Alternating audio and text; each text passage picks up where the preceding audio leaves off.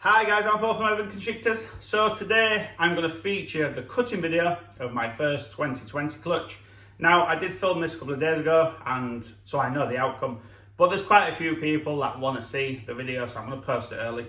But another reason to post this one early is on Thursday I'm going to do a video on the business side of Urban Constrictors, my targets for this year, what's £100,000, no trickery, no BS. My aim is to hit £100,000 or more, and 99,000 will be all right, but 100 grand or more this year, not including ReptiChip, not including ocean corals or anything like that, just urban constrictors, breeding snakes, nothing else, no sideline businesses, nothing. So I get asked all the time about the business side of urban constrictors, how much money do you make? People are always asking me that, but if I message you and says, oh, how much do you get paid? The chances are you're not going to tell me. So after many months of thinking, I thought, do you know what? I'm actually going to do a video on the business side of it, how you can generate quite a large amount of money, but still keeping a squeaky clean, perfectly run collection. And because the way I see it is, if you lot are more successful, that makes me more successful. You're probably wondering how. If my customers are all skint, how do I move my snakes? How do I sell the offspring I choose not to keep? It would be very difficult. But if you lot are making a ton of money as well, if all the industry are doing very, very well and making good money, keeping your collections as good as you possibly can, then it's a better industry and people are throwing more money around more. I'll move my offspring, I'll probably buy some off you, etc, etc. I have a saying in life, when the tide comes in, all the boats rise together. It took me about 4 years in business to learn not to run your business on the discredits of other people and the rubbish way they may run their business. Run your business on its credits alone, all positivity. Run it the best you can, sell it on its credits, sell it on its performance. Do the best you possibly can, and you can't really fail. And that's the way I've done it. And I've been relatively successful. I'm far from a millionaire, but I have a comfortable lifestyle. I have 3 businesses that are all doing well. So I want to talk a little bit more about the business side of it, give you guys who don't run businesses maybe a little bit of insight on just how easy it is to do your forecasts and set your targets and goals and work towards maybe becoming a full-time breeder, because this is a fantastic job. I absolutely love it. And I know a bunch of you behind closed doors admit to me this is where you want to be in 1 year, 5 years, 10 years, whatever. So I'm happy to try and help you get there. I'm not one of these people who wishes you don't get there because you might interrupt on my business sales and stuff like that. It just doesn't work like that for me. I'm very fortunate. I've been blessed with the ability to sell and sell very well. So that's going to be Thursday's video. So if you don't like the business talk and the profiteering of animals, then do not tune in. But the way I see it, the more money you make, the potentially better your snakes will be kept. Now, for those of you who don't make much money from it, if any, and you're thinking to yourself, but my animals are kept perfectly, I don't doubt that. They most probably are. But if you made even more money, who knows? You could hire someone to help you clean your collection. You could get maybe better quality bedding or anything like that, better racking, alarm systems, CCTV systems, etc, etc. There are different ways of looking at generating money from the sale of these animals and pushing your collection forward. Security being obviously one of them. So that's going to be Thursday's video. So now we're going to bounce to the cutting and then we'll wrap this video up. Cheers, guys. Hey guys, so we're going to get into the cutting of this clutch now. So like I explained on my last video, this is how I do my clutch cards moving forwards, and I'm probably going to do these for last season just so I can take further information forward in this season. So 2020, this was just a pastel het clown female that I produced in 2013, and in late 2019 she saw the GHI yellow belly lesser het clown, but more recently she saw the chocolate clown post het hypo, 2 locks. I just need to double check how many locks she had in 2019. But if this clutch wasn't so close to 2019, it would have said Chocolate Clown only on their POS Het Hypo, and then that GHI Yellow Belly Lesser Het Clown here. But because it was so close, I'm not ruling this male out. So I just thought I'd jot them both down, and then sire free and eggs. I didn't use a different sire. The reason the date isn't laid is because I only made these about 5 days ago, and this clutch was laid 58 days ago. So I'm just going to fill that in later on. And this is clutch 1 of the 2020 season. So that's just how I'm doing the clutch cards moving forward, and we have had pippage, as you can see. I just yawned actually as I opened the tub, so that was pretty cool to see. So I'll just get rid of the lid, and then we'll take a look at what we have. Now, I don't typically do het-to-het breedings because I don't like offering POS hets out. There's nothing wrong with it, it's just I prefer to up my chances using a visual clown, and also to then sell all babies as 100% hets. But because I've done het-to-het, and then obviously the Chocolate Clown took over, I may not hit that many visuals, but as you can see, that's not a visual clown, it's a pastel by the looks of it. So pastel possible hets, because obviously that could have been sired from the GHI Yellow Belly Lesser Het Clown and the Chocolate Clown POS Het Hypo, so that will be sold as a POS het. So we'll start off with this Lona egg. This was a rollout. I can feel a baby in there, so I think we're going to be all good. I hope the sound is okay, because I actually forgot to plug in the external microphone.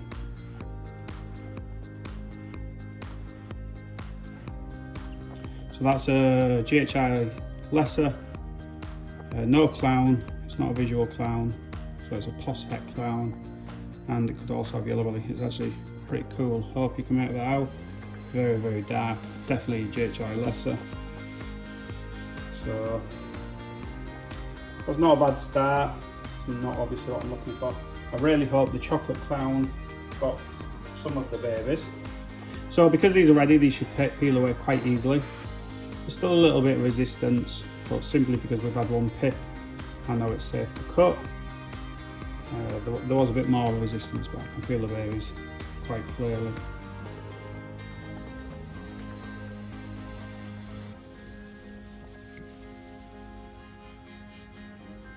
Another POS het. So GHI, I think that one might be a GHI Yellow Belly. Looks pretty cool, but not what I'm looking for. Can't be disappointed with that though, it's pretty cool. So I did prep some tissue. I prepped 8 pieces of tissue for, I think, 8 eggs, 2, 4, 6, yeah. So we've got 3 hets. I'll get this one out just so it's kind of not just sat there. You can see he's made a little slit there as well, and then poked his head out. The best way to do this is if you can get him to retreat back in, but if you can, cut towards the head, being extra careful, and if you can't go all the way, which I probably can in this instance, yeah I can. If you can't go all the way, just whip it. Don't risk obviously sticking sharp scissors into the baby. I'll cut this one a little bit differently to what I normally do, but it's because it obviously pips. Yeah, that's just a straight pastel. Could be a pastel yellow belly because it is actually quite bright, but who knows. I was going to actually switch all these eggs because this vermiculite looks almost like fool's gold. I like the look of it. It's a really nice quality vermiculite, and it was from my shop Ocean Corals and Reptiles, before anyone asks, so you can buy it from there. I was actually going to move the eggs onto ReptiChip just for the final 24 hours because I've obviously got an abundance of ReptiChip and reuse this vermiculite. I'm not being tight, it's just what's the point in throwing it out when it's otherwise perfect. But now I've got egg goo all over it, I won't be reusing it obviously. Wow, that's a dark GHI. Look really dark. So that's really cool actually. Not what I was looking for, but incredibly dark. Looks like a granity looking snake. So we've got 4 hets, so hopefully the next 4 will be visual clown combos. I'd be really pleased to hit just a chocolate clown as long as it was female, because obviously I've got the male chocolate clown. So I'd like to hit a female chocolate clown or a GHI yellow belly clown female. I've got my powerhouse males moving forward, so I don't necessarily need any males. This is a massive egg. I think we're our first visual. Yes, we have. But not what I was looking for. So that's a pastel lesser. Looks like an incredibly nice one, but not what I'm looking for. Maybe GHI, just because I'm extremely dark borders. It's actually a stunning snake. It's absolutely stunning.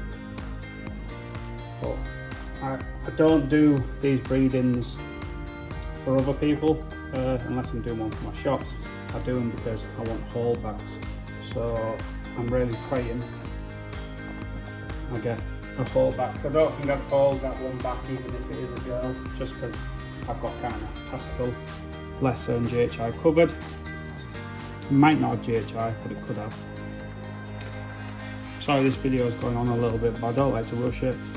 You wait a long time to get these eggs, so there's no sense in me just rushing it and getting it over and done with just for the sake of the video. Oh, another GHI, which is fantastic, but not visual clown. Another super dark GHI. Come on. Don't want to start 2020 off at 2020 season off not perfect.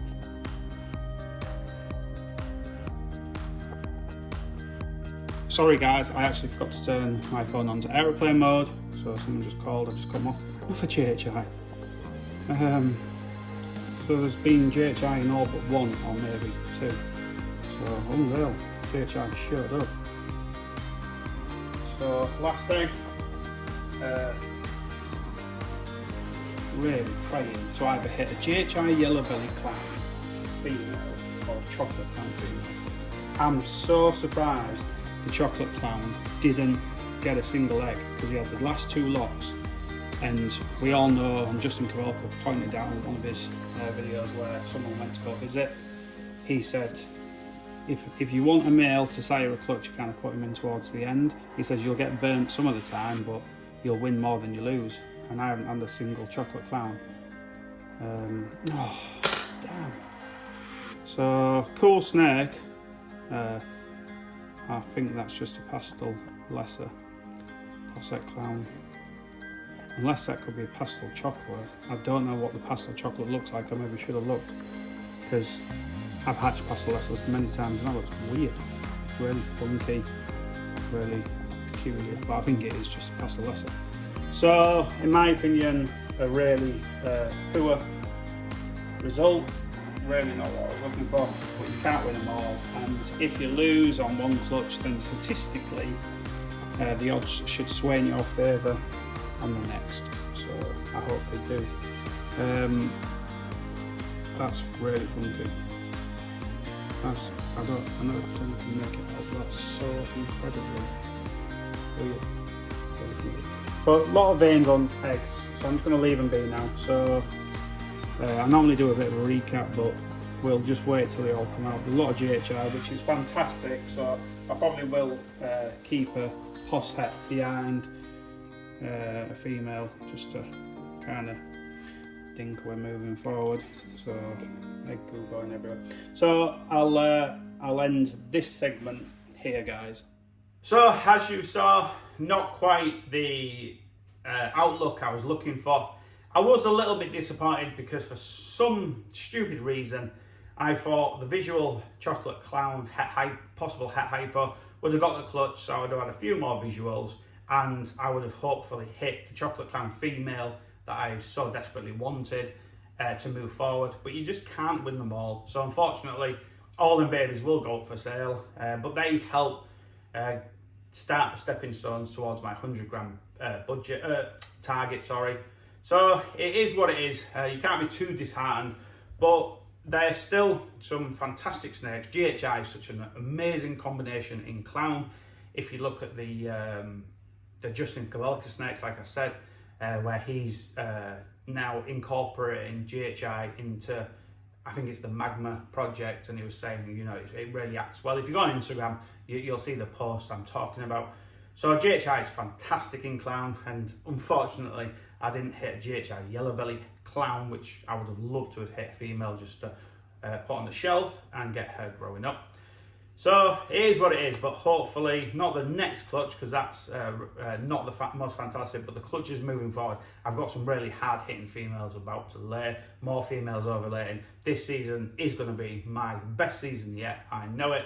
So stay tuned for that. If you haven't subscribed, guys, please subscribe, give the video a thumbs up. If you didn't like the video, give it 2 thumbs down, and I'll talk to you very soon. Cheers.